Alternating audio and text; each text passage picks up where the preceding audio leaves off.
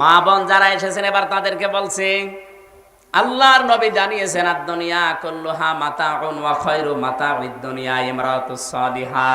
পৃথিবীর সব কিছুই সম্পদ, এর ভেতরে উত্তম সম্পদ হচ্ছে আল্লাহওয়ালা মেয়ে মানুষ।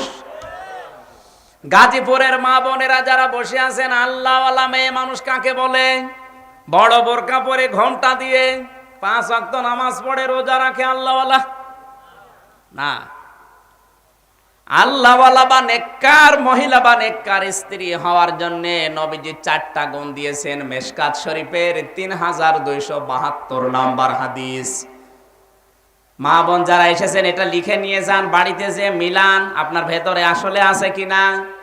নেককার মহিলা নবীজির ভাষায় ওইটা যার দিকে তার স্বামী তাকালে সে স্বামীকে আনন্দ দেয়। সাজগজ করে হোক, অঙ্গভঙ্গি দিয়ে হোক, যে কোনো কায়দায় কথাবার্তা দিয়ে হাসি তামাশা করে হোক, স্বামীকে যারা আনন্দ দিতে পারে এরা নেককার। আর বাংলাদেশে এই নেককার মহিলার অভাব, এই জন্য পুরুষ মানুষ লাইন করে। আপনি তো ঠিক বলবেন, আপনি তো লাইনে আছেন।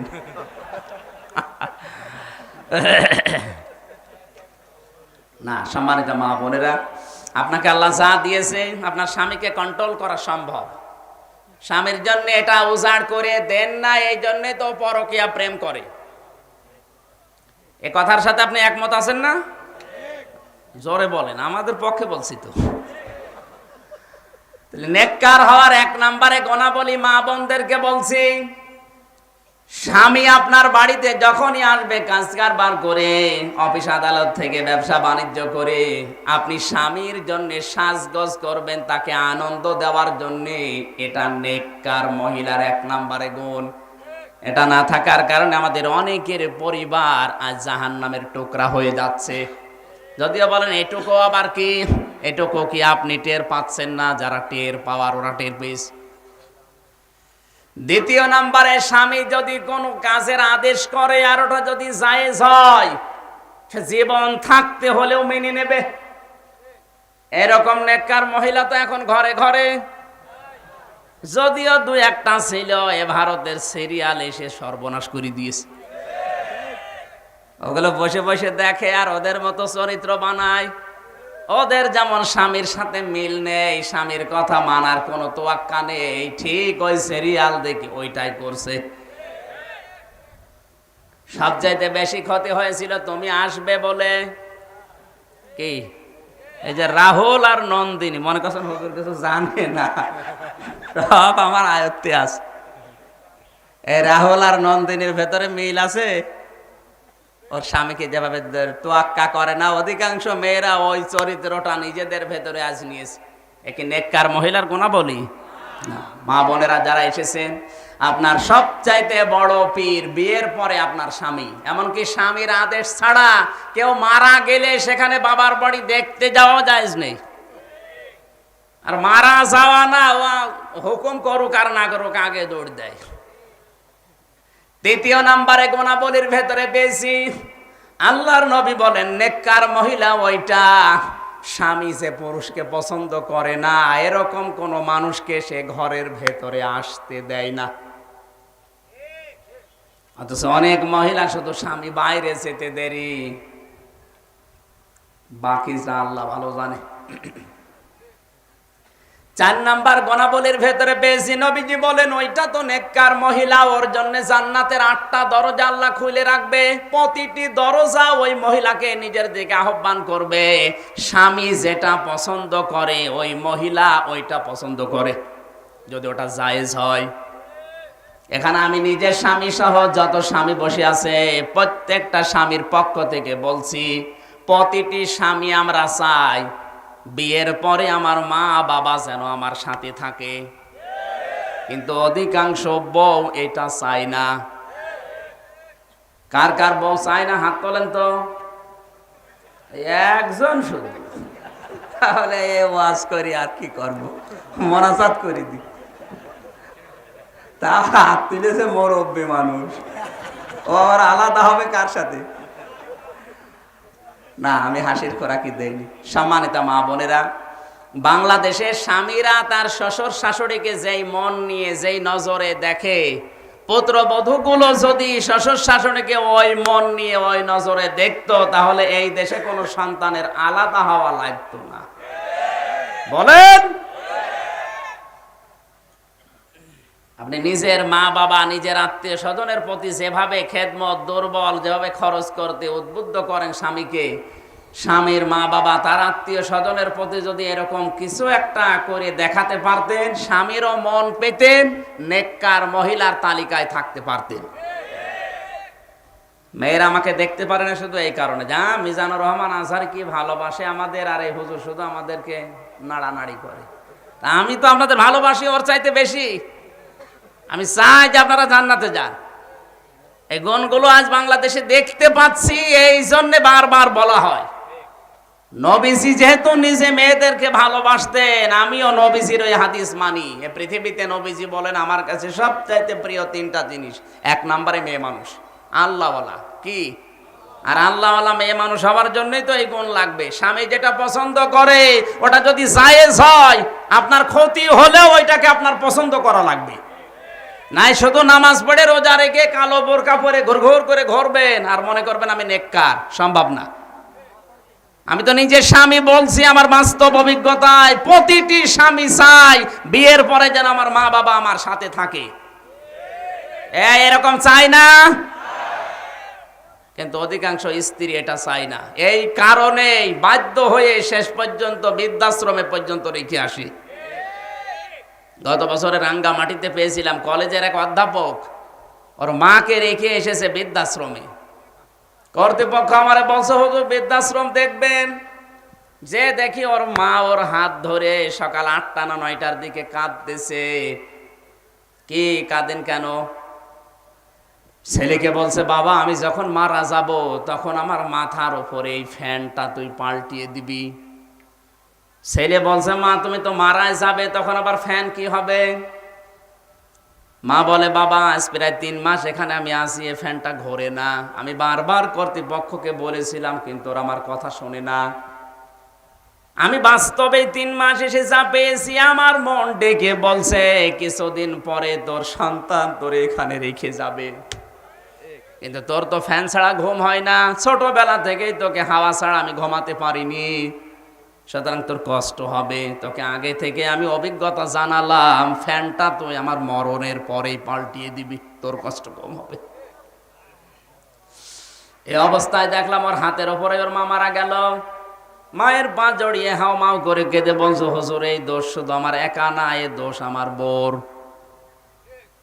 3 মাস আগে আমার বউ আমাকে আদেশ দিয়েছে এই বুড়ি যদি বাড়ি থাকে আমি তোমার ভাত খাবো না।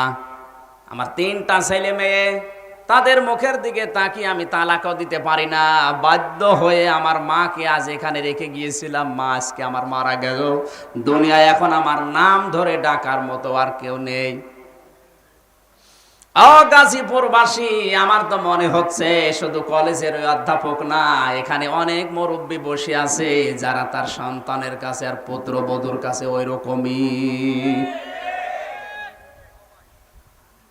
নাকি একটু বেশি বলে ফেললাম? সম্মানিত মা বোনেরা, না, আপনি নেককার হতে চাইলে এই যে 4টা গুণ বললাম, মিশকাত শরীফের 3272 নাম্বার হাদিস। যদি বিশ্বাস না হয় বাড়িতে যে মিলিয়ে দেখবেন আপনি আসলে নেককার কিনা। ফরজ এবাদত যতগুলো আল্লাহ দিয়েছেন, প্রত্যেকটা ফরজ এবাদতের মৌলিক কিছু বিষয় আছে এবং অমৌলিক কিছু বিষয় আছে। মৌলিক বিষয় যদি একটা বাদ চলে যায়, আপনি যত কিছুই করেন না কেন ওইটার সওয়াব তো হবেই না, 0 হবে। নামাজের মৌলিক বিষয় 13টা। ফরজ, ফরজ মানে কি?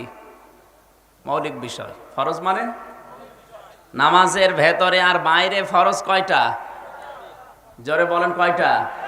এই 13টার 12টা আপনি আদায় করলেন, একটা করেননি। 12টাকে সুন্দরভাবে সুচারুরূপে পালন করলেন, আদায় করলেন, একটা করেননি, আপনার সওয়াব হবে? কি হবে? 0, শূন্য, যাই বলেন। এরকম হজের যে ফরজগুলো আছে 3টা, 2টা আদায় করলেন, একটা করেননি, আপনার হজ হবে? সওয়াব কিছু হবে না। এখান থেকে আল্লাহ গুরুত্বপূর্ণ যে শিক্ষাটা মানুষকে দিতে চায় তার নাম হচ্ছে মিজানের যে মাপ। এটা 5 বার আপনি নামাজে আসবেন, কেন আসবেন? মৌলিক যে বিষয় এখানে মিজানের পাল্লার যে মাপটা, আমরা অনেকেই হয়তো কোন ধারণায় আছি জানি না, ধারণাটা ক্লিয়ার করা দরকার। তার ভেতরে অন্যতম হচ্ছে আমরা অধিকাংশ মানুষ ভাবি বা মনে করি কিয়ামতে আল্লাহ মিজানের পাল্লা মানে দাড়ি পাল্লা নিয়ে আসবে, একদিকে 10 কেজি গোনা তুলে দেবে আর একদিকে 11 কেজি সওয়াব তুলে দেবে, মাপ দিলে যেদিকে ভারী হবে সেদিকে চলে যাব, নাকি না? জি না, মানে এই ধারণায় তো আমরা আছি।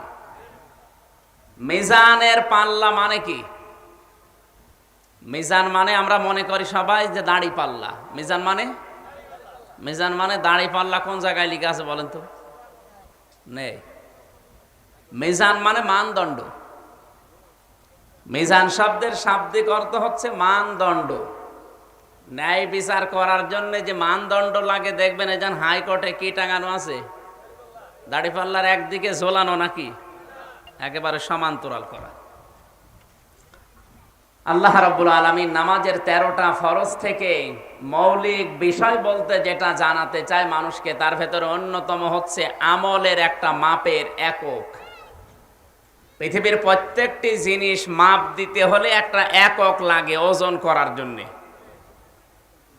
আমি যদি এখন বলি যে এই স্টেজটা আপনি একটু মেপে দেন, তো এই স্টেজকে দাঁড়িপাল্লার উপরে তুলে দেবেন? আপনারা এদিকে মন নেই, 5 মিনিট শোনেন কথা, 5 মিনিট। এই স্টেজটা যদি বলি আপনি একটা মাপ দিয়ে দেন, ওজন দিয়ে দেন, এটা কি দাঁড়িপাল্লায় তুলে দেবেন? কিভাবে মাপবেন? এর জন্য ফিতা লাগবে, গজ লাগবে, নাকি মিটার লাগবে, যাই বলেন। এখন যদি আপনাকে বলে আপনি দুধ মেপে দেন, দুধ মিটার দিয়ে মাপবেন? গজ দিয়ে? কি দিয়ে? সিসি লাগবে, লিটার লাগবে, স্ট্যান্ড লাগবে, যাই বলেন। আপনাকে যদি এখন আমি বলি যে আমার একটা কাজ আছে, এই কাজটা মেপে দেন, তাহলে দাড়ি পাল্লায় তুলে দেবেন যে 5 কেজি কাজ। জিনা মানে সব জিনা করলে হবে? কাজ মাপবেন কি দিয়ে বলেন? কাজ মাপতে হলে মিটার দিয়ে হবে? দাড়ি পাল্লা দিয়ে হবে? কি দিয়ে মাপতে হয়? কাজ মাপতে হয় গুরুত্ব দিয়ে। যে কাজটা আপনি গুরুত্ব দিয়ে করেছেন কিনা এইটা আমি দেখব। সভাপতি সাহেব এখানে যারা সদস্য আছে তাদের একজনকে যদি বলে যে এই কাজটা আপনি করেন, এই যে অনুমতি নেওয়ার জন্য বিভিন্ন জায়গায় যে দৌড়াদৌড়ি করা লাগে, এই কাজটা উনি কয় কেজি ওজন ছিল, দাড়িপাল্লায় তুলে দেবে? কি দেখবে? গুরুত্ব দিয়ে দায়িত্বপূর্ণভাবে কাজটা অমক অমক জায়গায় গিয়ে করেছে কিনা এইটা দেখবে উনি। এই জন্য কোরআনে কারিমে আল্লাহ কাজের কথা যেখানে দিয়েছেন সেই জায়গায় কিন্তু বেশি কাজ করো এ কথা দেয়নি। আল্লাযী খালাকাল মাউতা ওয়াল হায়াতা লিয়াবলুয়াকুম আইয়ুকুম আহসানু আমালা।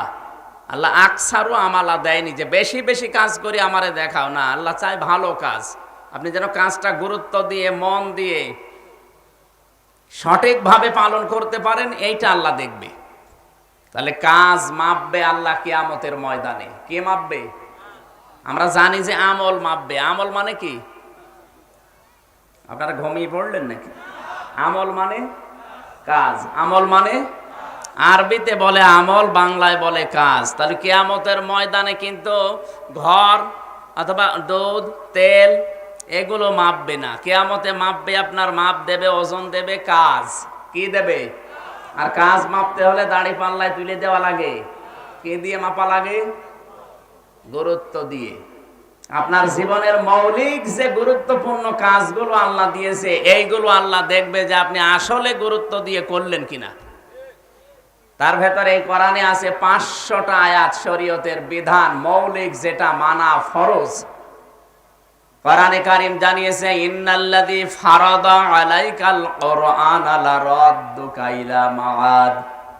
সূরা কাসাসের 85 নম্বর আয়াতের প্রথম অংশে আছে, আল্লাহ তাআলা বলেন অবশ্যই আমার কোরআনের আইন মানা ফরজ। কিসের আইন? সবাই বলেন। ইন্নাহু লাযিকরুল লাকা ওয়া লিকাওমিকা ওয়া সাওফা তুসআলুন। সূরা যুখরুফের 44 নাম্বার আয়াতে আল্লাহ বলেন, হে নবী, আপনাকে আর আপনার উম্মত বলে যারা দাবি করবে তাদেরকে কিয়ামতের দিন আমি কিন্তু জিজ্ঞাসা করব যে আমার এই কোরআন মানা হয়েছে কিনা।